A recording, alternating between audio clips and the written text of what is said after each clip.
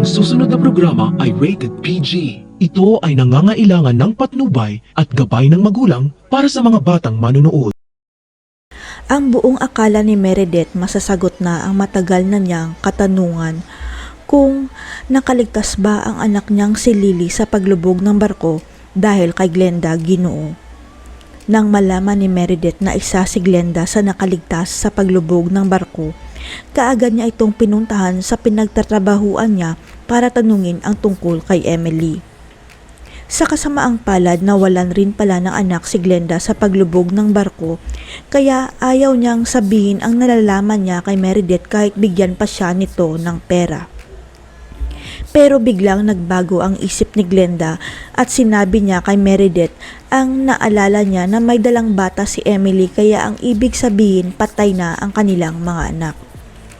Gumuho ang mundo ni Meredith dahil si Glenda na mismo ang nakasaksi na may kasamang bata si Emily, kaya kailangan niyang tanggapin na patay na talaga ang anak niyang si Lily.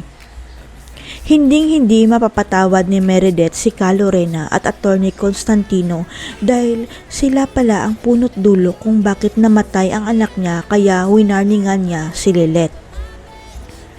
Kung saan tanggap na ni Meredith na patay na ang anak niya, bigla namang magpapakita sa kanya si Glenda at umiyak ito dahil may nagawa siyang kasalanan kay Meredith.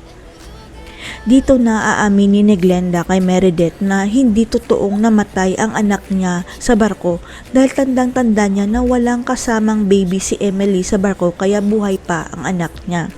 At aaminin rin ni Glenda kay Meredith na binayaran lang siya ni Attorney Constantino at Lorena para magsinungaling na patay na si Lily, pero ang totoo buhay pa ang anak niya.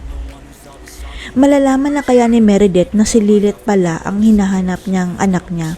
Alam na kaya ni Ka Lorena na si Lilet ang tunay na anak ni Meredith?